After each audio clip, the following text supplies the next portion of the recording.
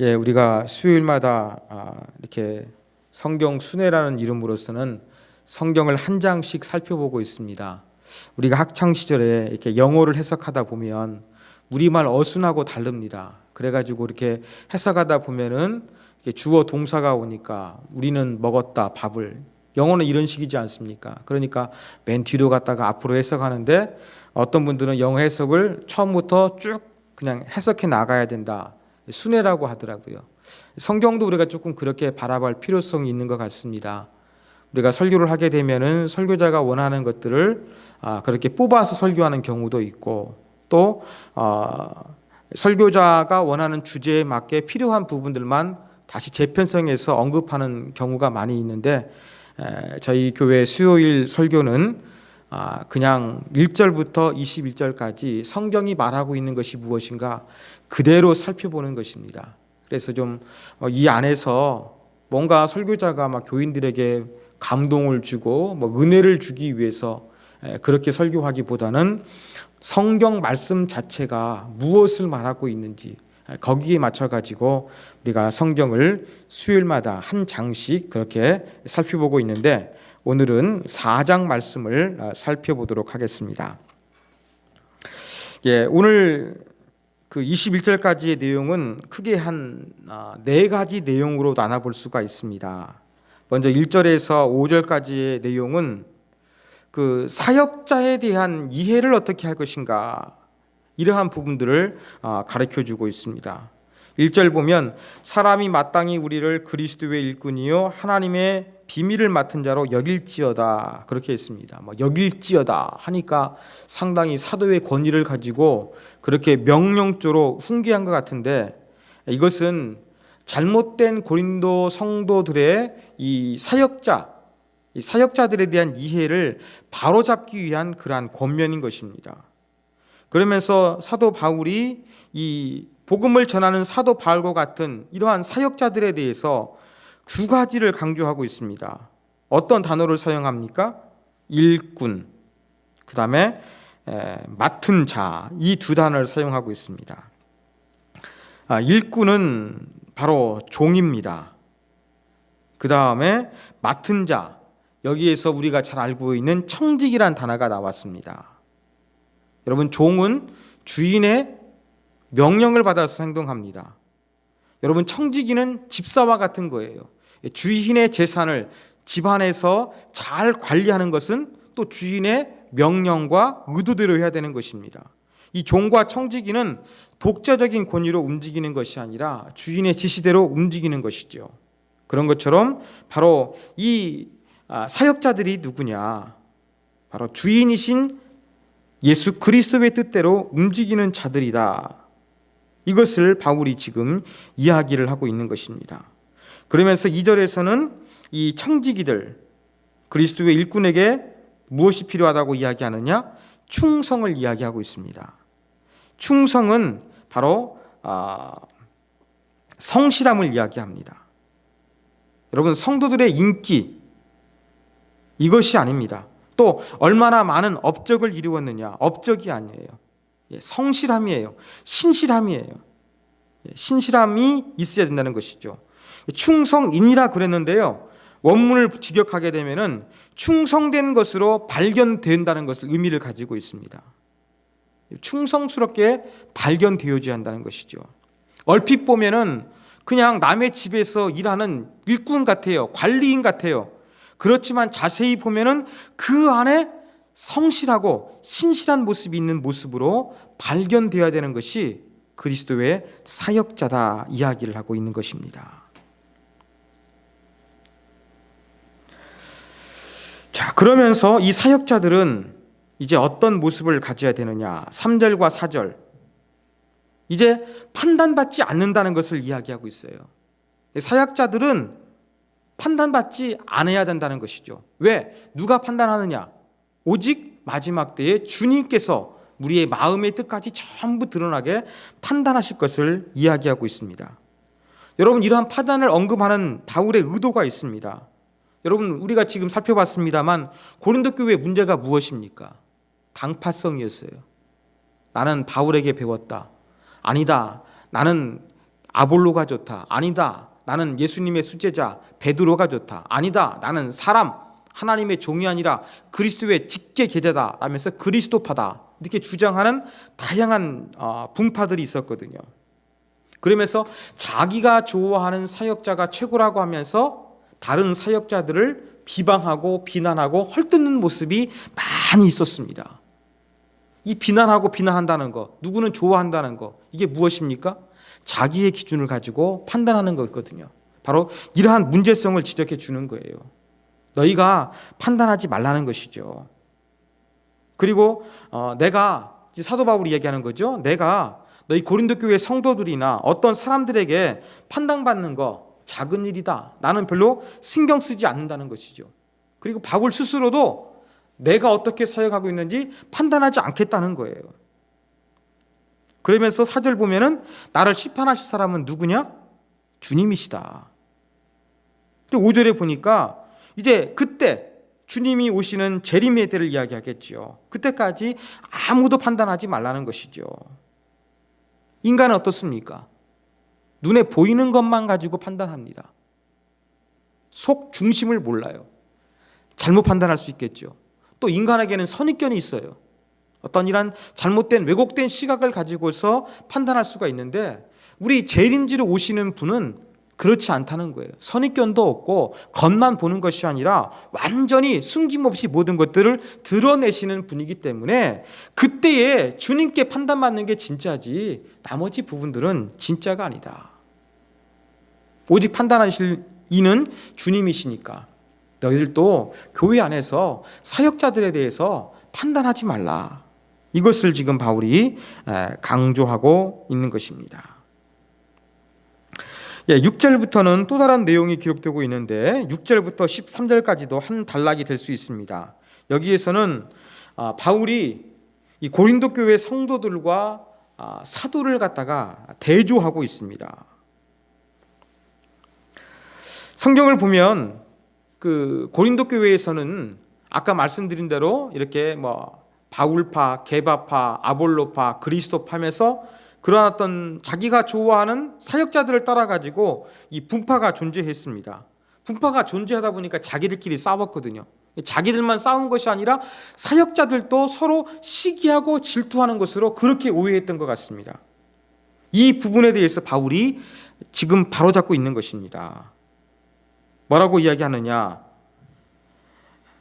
6절에 보면은 나와 아볼로를 들어서 본을 보였으니 무슨 말입니까? 나와 아볼로는 역할은 달랐고 나는 심었고 아볼로는 물을 주는 거 역할은 달랐지만 우리가 다투고 시기하고 질투한 것은 아니다.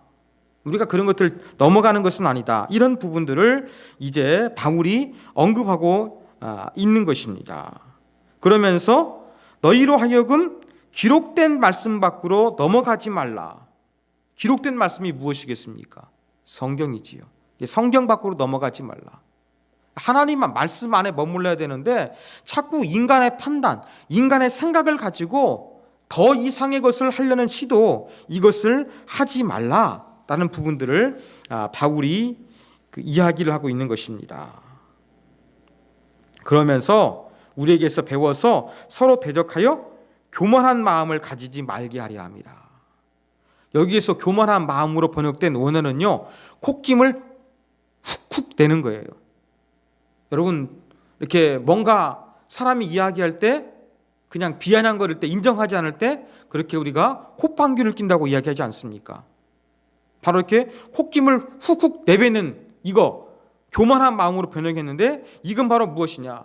과도한 자만심, 이 교만한 마음, 이런 부분들을 가지지 않기 위해서 막 그 고린도 교회 안에 하나님이 사용하시는 사역자들이 있는데 교인들이 그것을 가지고 자기 나름대로 자꾸 판단하면서 싸우거든요. 이런 교만한 마음, 콧방귀를 훅훅 끼는 것처럼 그렇게 너희가 사역자들을 함부로 판단하지 말라. 판단은 하나님이 하신다. 이걸 지금 이야기하고 있는 것입니다. 자, 그러면서 7절은 바울이 세 가지 질문을 던지죠. 너를 남달리 누가 구별했느냐? 내게 있는 것 중에 받지 않은 것이 무엇이냐? 내게 받았은즉 어찌하여 받지 아니한 것 같이 자랑하느냐? 누가 구별했느냐? 누구에게 주었느냐? 왜 자랑하느냐? 이런 걸 이야기하죠. 전부 다 뭘 지적하는 말씀입니까?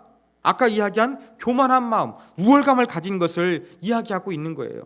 전부 다 하나님께서 주신 거예요. 하나님이 선물을 주신 건데 이것을 가지고 자기 것처럼, 자기가 뭔가 상급을 세워서 하나님이 사랑해서 특별히 받은 것처럼 자랑하는 이러한 부분들을 지적하는 이야기인 것입니다.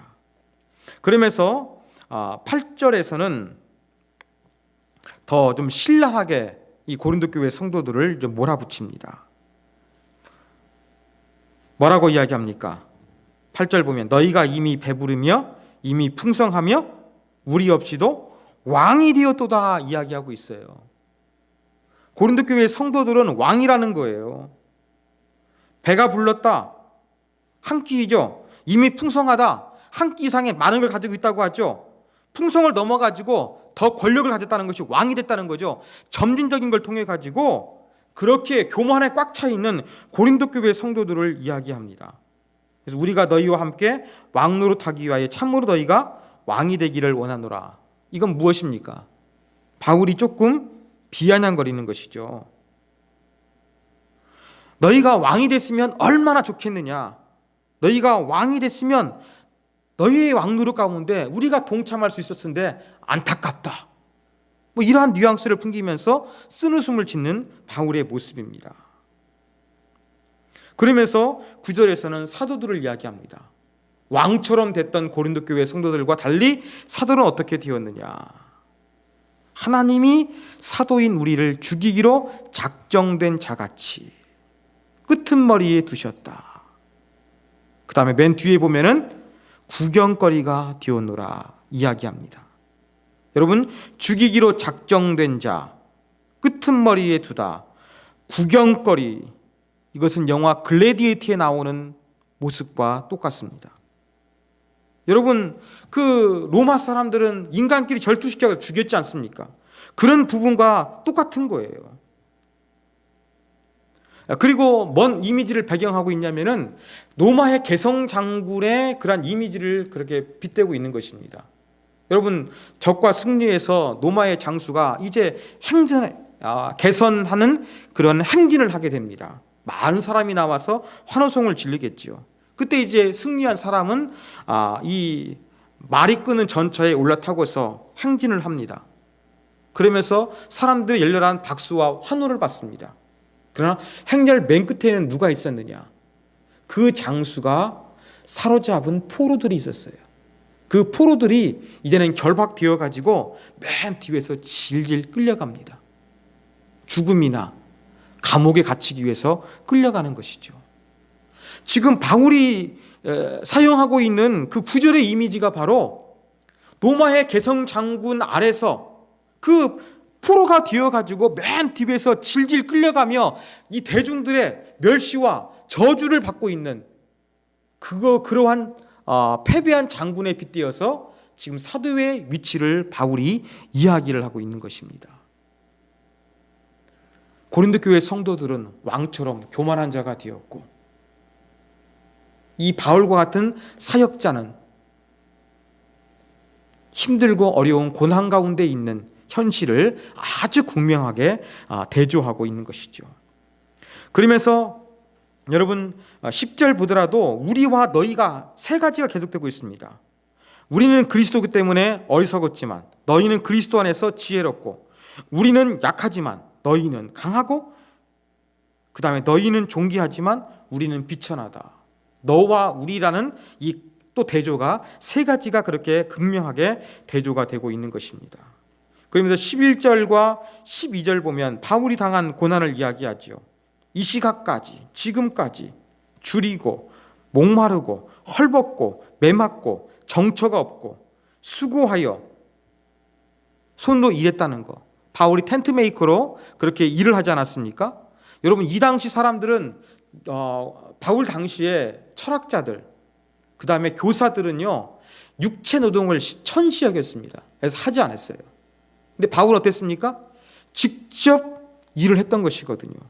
그러면 이렇게 직접 일하는 가르침을 있는 사람은 이 그리스 로마 세계관으로 볼 때에 이건 천박한 사람이었습니다. 바울은 복음을 위해서 직접 일을 했던 거예요. 그러면서 어떻습니까? 많은 사람들의 멸시와 조롱과 핍박과 환난을 당했던 것이지요. 그러면서 13절을 뭘 이야기합니까? 세상의 더러운 것과 만물의 찌꺼기같이 되었도다. 이렇게 이야기합니다. 여러분, 더러운 것은 걸레입니다. 세상의 더러운 걸레와 같이 되었다. 만물의 찌꺼기, 때를 이야기합니다. 걸레와 때처럼 아주 그렇게 사람들이 볼 때에는 아무 의미 없고 하찮고 가치 없는 것처럼 그렇게 이 사도가 보여줬다는 것을 이야기를 하고 있는 것이지요. 그러면서 14절과 17절에서는 이제 권면합니다. 이 두 가지 왕 같은 고린도 교회 성도들, 그 다음에 아주 패배한 사람과 같은 정말로 걸레와 같고 때와 같이 보잘것없는 이 사도의 극명한 대조를 통해서 이제는 너희가 어떤 모습을 가져야 되는지 바울이 권면하고 있는 거예요. 그런데 이 권면할 때에는 어떤 마음이냐? 분위기가 달라져요. 아버지의 심정으로 이야기를 하고 있습니다. 지금까지는 조금 바울의 말 가운데 조금 날카로움이 있었거든요. 가시와 같이 자극적인 언어로 있었는데 이것은 너희에게 모욕을 주기 위해서 그런 것이 아니라 내가 너희를 사랑해서 아버지처럼 자녀가 잘되고 달라지기를 원하는 마음으로 이것을 지금 이야기하고 있다. 그렇게 이야기하고 있습니다. 여러분, 학교에서 아니면 또 이렇게 뭐 어떤 가문에 들어가서 그렇게 스승에게 문화를 받습니다. 문화생이 됩니다. 아버지하고는 다릅니다. 가르치는 사람은 그냥 돈을 받거나 뭔가 그냥 자기가 할 것만 하면 되는 거예요. 의무적인 것만 하면 되는 거예요. 근데 아버지는 의무만 합니까? 아니죠. 자식이 잘 되기 위해서 그 이상의 노력을 하는데 바울은 지금 이 고린도 교회 이 성도들을 향해서 그 스승보다 그 이상의 노력을 하고 있다 이야기를 하고 있습니다. 그 15절에 보면 스승을 이야기하고 있죠. 여러분, 여기 되는 스승은 오늘날의 선생님을 우리가 생각하기 쉬운데 그렇지 않습니다. 여기에는 선생이란 말보다는 보호자라는 그런 의미가 더 강합니다. 당시 이 그리스 문화에서는요, 6살 된 어린이가 성년이 될 때까지 그를 학교에 데려다주는 그러한 노예나 아니면 고용된 해방된 자유인이 있었어요. 파파다고고이라고 불렀거든요. 후견인이에요. 다른 데서 보면 편역하면 후견인과 같은 역할입니다. 근데 보호자와 같은 역할이에요. 그러니까 그 스승, 후견인으로서 학교 갈 때마다 데려다주고 보호하는 거, 이것은 돈을 받고 합니다. 고용인이라고 합니다. 노예면 주인이 시키니까 합니다. 이렇게 스승은 이런 사람 많다는 거예요. 그렇지만 아비는 적다는 거예요. 바울은 지금 너희를 권면하고 있는 것은 아버지의 심정으로서 하나님 앞에서 너희가 바로 서기 위해서 이렇게 편지를 쓰고 있는 것이다. 바울이 이것을 지금 강조하고 있는 것이 17절까지 내용입니다. 그러면서 15절 보니까 복음 안에서 너희를 낳았다. 돈 받는 관계가 아니라 생명이 들어있다는 이야기지요. 그러면서 16절에 보니까 나를 본받는 자가 되라. 내가 그리스도를 본받는 것처럼 너희가 나를 본받는 자가 되라. 그리고 너희가 잘 본받고 바로 고칠 수 있도록 내가 디모데를 너희에게 보내서 다시 한번 옛날에 배웠던 진리로 돌아갈 수 있도록 생각나게 하겠다라는 것이 17절까지의 그러한 내용입니다. 근데 또 18절부터 21절까지는 조금 분위기가 또 달라져요. 디모데를 보냈는데 어떤 그 고린도 교회 성도들 가운데서는 바울이 권면하는 것에 대해서 콧방귀를 꼈나 봐요. 여전히. 그러면서 디모데만 보내고 바울이 지금 고린도를 방문하지 않을 것 같은 거예요. 그러니까 뭐 합니까? 스스로 교만해진 겁니다. 바울의 가르침, 바울의 권면을 받아들이지 않는 이 교만한 사람이 있던 것을 18절에서 다시 한번 지적하면서 19절, 주께서 허락하시면 내가 너희에게 가서 자꾸 말로써 판단하고 분파를 일으키는 그러한 사람들 한번 내가 살펴보겠다 이야기합니다. 그러면서 교만한 자들의 말이 아니라 능력을 알아보겠다는 것이죠. 너희가 말로써 분파를 짓고 내가 지금 권면하고 있는 거 수용하지 않고 있는데 여기에 대해서 너희가 정말로 제대로 말만 그럴싸하게 하고 있는지 아니면은 능력, 행동으로서 십자가의 복음을 그렇게 실천하며 살아가고 있는지 이것을 한번 체크해 보겠다 바울이 이야기하는 것이죠. 그러면서 유명한 구절, 하나님의 나라는 말에 있지 아니하고 능력에 있다. 너희가 이렇게 말로만 입으로 신앙생활하는 것인지 십자가의 능력을 본받기 위해서 삶으로 신앙생활하는 것인지 확인해 보겠다 이야기하는 것이죠. 그런데 21절, 나한테 뭘 원하느냐? 나한테 매맞기를 원하느냐? 아니면은 온유한 모습으로 가기를 원하느냐? 무슨 말이에요? 내가 가기 전에 너희가 고치고 회개하고 진리 안으로 돌아와라. 이걸 권면하는 내용으로 21절이 끝나고 있습니다. 이게 바로 고린도전서 4장의 내용입니다. 자, 이러한 사정의 내용을 통해서 우리가 본받을 수 있는 교훈점들을 우리가 몇 가지 한번 생각해 보도록 하겠습니다. 자, 첫 번째는 우리가 이 본문을 통해서 이 바울과 같은 사역자, 이 사역자 내지 목회자에 대한 이해와 관계를 어떻게 할 것인가 여기에 대해서 생각해 보게 하고 있습니다. 자, 제가 설명드린 것처럼 고린도 교회에서는 다양한 사역자들이 있었는데 서로 비교하고 평가하고 자기의 마음에 드는 사람만 좋아하고 나머지 사역자들은 전부 다 배척해 버렸어요. 분파를 만들었습니다. 오늘날은 사역자들 어떻게 대하고 있을까요? 고린도 교회에서는 자기가 좋아하는 사람만 좋아하고 나머지는 완전히 배척했는데 여러분 현대 교회에 나타나고 있는 이 교육자들을 대하는 사역자들을 대하는 태도는 어떻습니까? 어떠한 것 같습니까? 목회자들이 느끼기에는요, 목회자가 교회 중직자들에게 고용된 것 같아요. 그리고 이 목회자를 고용하면서 요구하는 것은 여러분 전문 경영인을 고용해가지고 CEO를 세워가지고 기업에 뭔가 이윤을 창출하게 되는 것처럼 여러분 교회에서 목회자에게 원하는 것은 더 많은 교회 숫자를 만들어내라. 이 양적 부흥을 원하는 것으로 가득 차 있는 것 같습니다. 그러면서 이 당회라고 알려진 한국교회의 정치구조 이걸 통해 가지고 마치 이 당회원들은 대주주인 것 같고 담임 목사는 그냥 그 전문 경영인처럼 돼가지고 교회 안에 많은 사람을 채워야 되고 그렇지 못하게 되면 존경도 받지 못하고 힘도 떨어져 가지고 이제는 교회를 떠나야 되는 이러한 모습으로 비춰지는 것이 바로 작금의 한국교회의 현실이지 않은가 생각이 됩니다. 그러면서 교회 안에 더 많은 사람을 채우기 위해서 뭘 제일 기대하고 있습니까? 설교 잘하는 거 아니겠습니까? 설교를 잘해서 부흥을 시키면 훌륭한 사역자로 설교를 못하면 무능한 목회자로 낙인 찍히게 되는 경우가 한국교회 현실이라고 할 수가 있을 것입니다. 자, 오늘 사도 바울이 뭐라고 이야기했습니까? 교회 안에서 이 고린도 교회 성도를 향해서 하나님의 나라는 말에 있지 않고 능력이 있다고 그랬어요. 이 능력은 뭐예요? 십자가의 능력이에요. 설교는 뭐예요? 말이에요.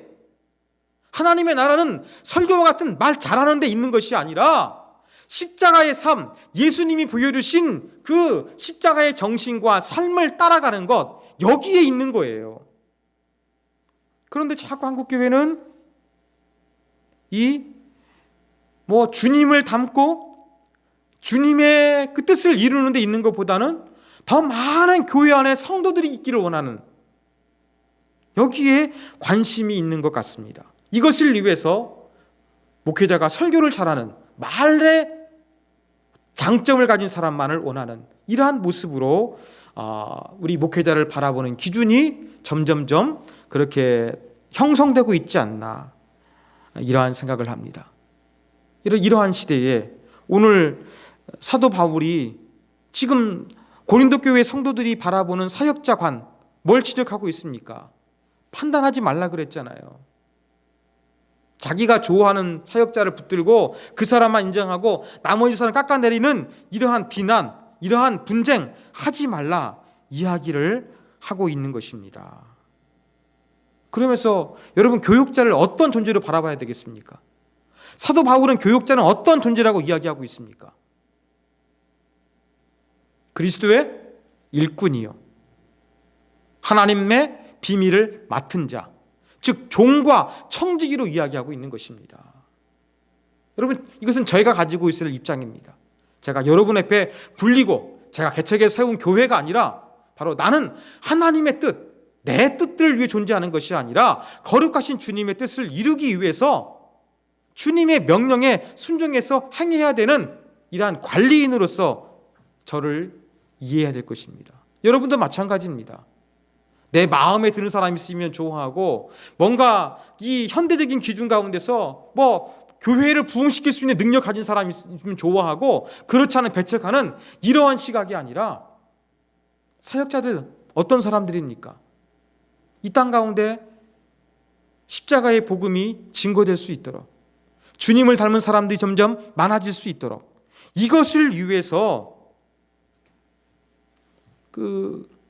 진실되게, 신실하게, 성실하게 사역하는 이러한 존재로 바라봐야 되지, 어떤 교회를 키우는 어떠한 그러한 사람으로서 우리가 교육자를 바라보지 아니했으면 좋겠습니다. 여러분, 제가 오늘 설교 준비하면서 한 가지 위로가 되는 게 있고 한 가지 도전이 되는 게 있었습니다. 여러분, 오늘 본문에 보십시오. 고린도 교회는 지난 시간에 말씀드린 것처럼 바울이 개척한 교회예요. 그런데 지금 바울이 떠나가지고 있으니까 바울 말을 안 들어요. 바울이 뭐라고 합니까? 내가 너희들한테 안 갈 것 같으니까 자꾸 교만하게 행동하는데 순종할래? 아니면 내가 매가지고 갈래? 이렇게 묻지 않습니까? 고린도 후서를 보면은요, 심지어 고린도 교회 성도들은 바울이 세운 교회임에도 불구하고 바울의 사도권조차 의심했던 그러한 사람들이었습니다. 바울을 비방하고 바울의 권위를 인정하지 않는 그러한 모습들이 많이 있었어요. 이 모습 보면서 제가 놀라게 되더라고요. 요즘으로 말하면 바울이 개척한 교회인데 바울이 조금 떠나 있다 그래가지고 완전히 바울에 대해서 인정하지 않는 그러한 모습으로 교회가 바뀌게 되었어요. 복음을 전하는 위대한 사도 바울이 개척한 교회도 이럴 수가 있구나 라고 하면서 제가 조금은 위로가 되는 거예요. 그러면서 한 가지 또 제가 도전이 되는 게 있습니다. 만일 제가 새움교회 개척했는데 교회가 잘 부흥했어요. 그리고 제가 이제 안식년을 떠났다고 합시다. 그래서 제가 없는 사이에 그냥 저에 대해서 비난하고 어떤 목사님이 좋다, 어떤 누가 좋다 하면서 있다고 합시다. 제 마음이 어떻겠습니까? 괴롭겠지요. 또 저는 아마 저를 배신한 것처럼, 제가 배신당했던 것처럼 느낄 겁니다. 그러면 그러한 사람들을 사랑하는 것도 쉽지 않은데, 오늘 바울 가운데 도전되는 게 바로 무엇이냐면 끝까지 뭡니까? 내가 복음으로 너희를 낳았다. 아비의 심정으로 권한다. 이것이 참 도전이 되더라고요. 여러분, 목회자에 대해서 저 같은 사람은 여러분이 군림하는 사람이 아니라 나는 그리스도의 종이다. 하나님의 뜻을 올바로 잘 지킬 수 있도록 기도하고 말씀을 연구해서 그렇게 여러분들에게 제시하고 갈 수 있도록 이끄는 사람이 되어야 되겠죠. 그리고 여러분이 그것을 잘 진행할 수 있도록 아비의 심정으로 사역하는 사람이 되는 것이 저의 의무입니다. 그러면 여러분들은 어떠해야 되겠습니까? 지금 고린도 교회 성도들처럼 그렇게 내 마음에 드니 안 드니 해가지고 마음에 드는 사람만 인정하고 그렇지 않은 사람 비방하고 그렇게 분쟁을 일으킬 것이 아니라 이렇게 하나님이 세우신 바울 같은 사람이 아비의 심정으로서 양육하기를 원하니까 여러분들도 어때야 되겠습니까? 이런 교역자에 대해서 그래, 우리 교회에 교역자가 존재하는 이유는 내가 주님을 닮아갈 수 있도록, 내가 주님의 뜻을 이루는 아름다운 그리스도인이 될 수 있도록, 내가 거룩한 주님을 닮아갈 수 있도록 그렇게 수고해 주는 분으로 여러분이 받아들이셔야 되지, 이 고린도 교회 성도들처럼 교역자에 대해서 막 고용된 숫자 늘리는 사람, 이러한 의식을 우리가 가져서는 안 될 것이라고 생각합니다. 그래서 교역자는 교역자대로, 성도는 성도대로 우리가 어떠한 마음을 가지고 공동체를 이루어야 될 것인가, 이 고린도전서 4장이 도전을 던져주고 있습니다. 자, 두 번째 교훈입니다. 두 번째는 우리가 가져야 되는 자의식은 무엇인가, 여기에 대해서 한번 우리가 바울의 모델을 발견할 수가 있습니다. 바울의 자의식은 철저했습니다. 뭐라고 이야기합니까? 나는 그리스도의 일꾼이요, 그리스도의 비밀을 맡은 자라 그랬습니다. 그러니까 철저하게 자기는 어떤 오너가 아니라는 거예요. 중간 관리인이라는 얘기예요. 하나님의 종이라는 거예요. 이것이 분명했던 사람입니다. 그리고 두 번째로 바울은 뭘 이야기하냐면 자기는 주인이 아니니까 주인 대신 예수 그리스도 앞에 충성됨으로 나타나야 될 존재라고 이야기하고 있는 것입니다. 하나님께 충성해야 되는 사람이다, 이러한 존재감을 가지고 있었습니다. 그리고 세 번째는 나는 아무에게도 판단받을 존재가 아니다. 나는 주님 안에서 판단받을 존재다. 주님 앞에서 주님의 판단만을 바라보면서 나는 사역해야 된다. 이게 바로 바울의 자의식이었습니다. 자, 하나님의 일꾼, 하나님의 청지기, 그 다음에 충성된 사로 발견되어질 자, 그리고 하나님께 의해서 마지막으로 판단받을 자, 이렇게 이야기하면서 완전히 자의식은 바울이 이야기하는 것마다 그는 온전히 그리스도가 주고 그는 그리스도의 메인된 사람이라는 것을 그렇게 나타내고 있는 겁니다. 이게 바로 바울의 자의식인 거예요. 사랑하는 여러분, 여러분은 주님과의 관계 속에서 어떤 자의식을 가지고 있습니까? 바울처럼 나도 철저하게 내가 주님만을 위해서 살아야 되는 존재다, 이러한 마음이 우리 안에 있는지 한번 살펴보기를 원합니다. 여러분, 신앙이 깊어지는 것은요, 예배만 열심히 참여하는 것이 아니라 앞에서 뭔가 성도들 앞에서 열심히 있는 처럼 보이는 것이 아니라 정말로 이런 깊은 자의식을 갖는 거예요. 철저하게 나보다 주님을 닮기 위해서 주님이 전부라고 하면서 달려갈 수 있는 마음을 갖는 거, 이게 바로 진정한 신앙심이 깊은 사람입니다. 이러한 자의식을 우리가 바울을 본받아 가져야 한다는 것이죠. 자, 마지막 세 번째 교훈입니다. 여러분, 우리의 자의식은 무엇으로 증명되는가? 이것을 한번 생각해 보기를 원합니다. 아까 말씀드린 거지요? 20절 말씀, 하나님의 나라는 말에 있지 아니하고 오직 능력에 있습니다. 이건 바울이 자기한테 하는 것이 아니라 고린도 교회 성도들한테 한 거예요. 너희들이 자꾸 비판하는 말을 하는데, 그렇게 말하는데, 잘난 척하는데, 교만한 척하는데 거기에 하나님의 나라의 존재 가치가 있는 것이 아니라 하나님 나라의 가치는 능력, 십자가의 능력, 죽고 섬기고 희생하고 포기하는 데 있다, 이것을 가르치고 있는 거예요. 내가 정말로 주님의 것이다, 나의 주인은 주님이고 나는 철저하게 주님의 뜻에 순종해야 되는 사람이다 라는 이러한 주의식을 가지면, 이러한 자의식이 뭘로 증명되어야 되느냐? 말로 증명되는 것이 아니라 십자가의 능력, 십자가에서 우리를 위해서 아낌없이 내어주신 이 십자가의 구원의 능력, 여기에 우리가 매이는 거예요. 여러분, 입으로만 하는 척, 입으로만 무슨 일 있으면 헌신할 것 같은 척, 입으로만 도와주려는 같은 척, 입으로만 뭔가 기도할 것 같은 척, 이렇게 하는데 하나님의 능력이 있는 것이 아니라 또 입으로만 뭔가 남을 지배하고 남들보다 위에 서려는 거기에 있는 것이 아니라, 여러분, 십자가 위에서 예수님이 낮아졌던 것처럼 포기하고 섬기고 희생하는 것, 여기에 바로 우리의 능력이 있다는 것입니다. 내가 정말로 하나님의 자녀라는 것을 나타내는 증거물은 무엇이냐? 여러분, 우리의 말로 있는 것이 아니라 예수님을 닮아서 섬기고 헌신하고 희생하는 십자가 정신에 있다는 것을 저와 여러분이 기억하기를 원합니다. 이런 의식이 있을 때 싸우지가 않아요. 이런 의식이 있을 때 고린도 교회가 그랬던 것처럼 이 사역자들 향해서 비방하지 않습니다. 오늘 말씀 우리가 잘 기억하면서 우리가 교회 안에서 교육자를 어떻게 바라보고 어떤 관계를 이룰 것인가, 내가 가져야 될 자의식은 무엇이고 나의 자의식은 무엇으로 증명되어야 할 것인가 살펴봤습니다.